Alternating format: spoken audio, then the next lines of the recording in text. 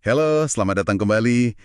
Hari ini kita langsung aja nih masuk ke bab 12 dari buku klasiknya Napoleon Hill, Think and Grow Rich.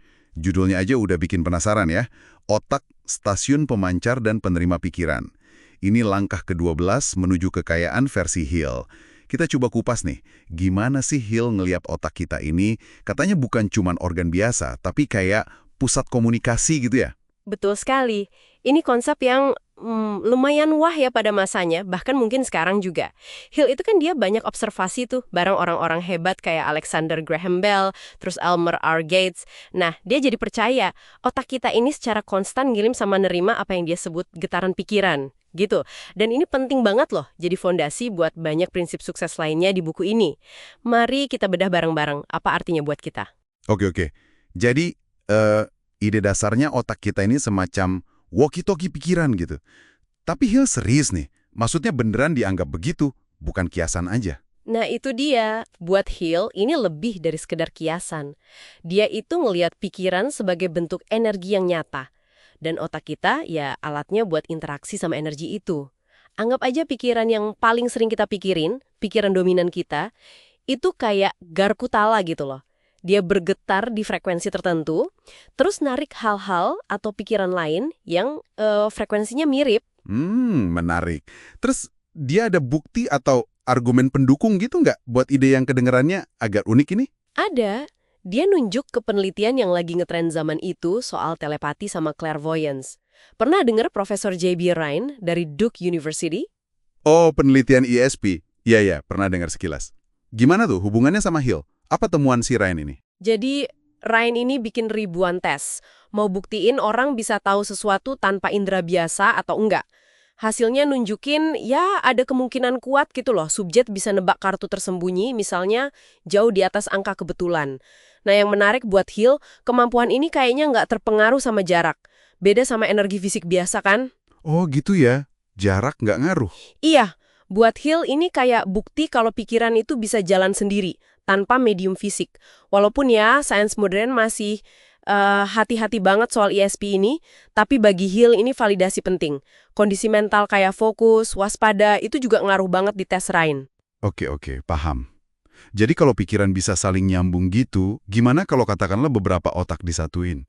Ini ada hubungannya sama prinsip Hill yang lain kan ya? Tepat, ini langsung nyambung banget ke konsep mastermind-nya. Analoginya gini deh, satu baterai kan punya energi ya, tapi kalau beberapa baterai digabung dalam satu sirkuit, dayanya jadi jauh lebih gede kan? Iya betul. Nah, Hill percaya sekelompok otak yang kerja bareng secara harmonis itu bisa nyiptain semacam energi pikiran kolektif yang lebih kuat. Efeknya, tiap anggota grup jadi lebih peka nerima ide atau intuisi dan lebih kuat juga buat mancarin pikiran mereka. Ini juga jadi dasar buat ngembangin apa yang disebut Hill Indra keenam. Intuisi tajam, ilham tiba-tiba, firasat gitu. Wah, energi pikiran kolektif, keren juga konsepnya. Nah, selain gabung sama grup mastermind, ada nggak sih metode spesifik dari Hill buat kita ngelatih kemampuan otak kita ini secara individu? Ada, dan ini unik banget. Namanya Dewan Penasihat Tak Terlihat atau Invisible Counselors. Dewan penasihat tak terlihat, gimana tuh maksudnya? Ini kayak trik mentalnya Hill gitu. Jadi tiap malam sebelum tidur, dia ngebayangin lagi rapat sama tokoh-tokoh idolanya. Lincoln, Edison, Carnegie, Ford, wah banyak deh.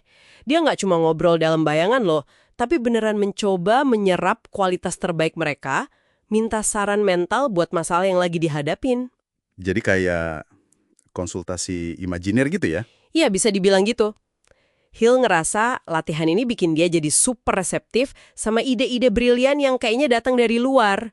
Dia nyebutnya itu kerjaan indera keenamnya, dan katanya ini bantu dia banget pas lagi susah.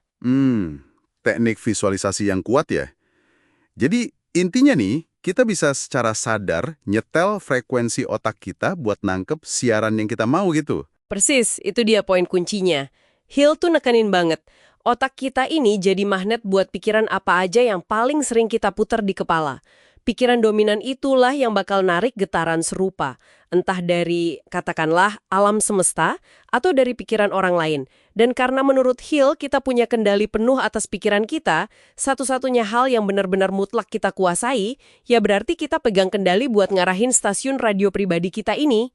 Jadi kita bisa milih mau siaran apa dan nerima siaran apa ya? Betul, mau frekuensi sukses, kelimpahan, solusi kreatif, atau malah sebaliknya.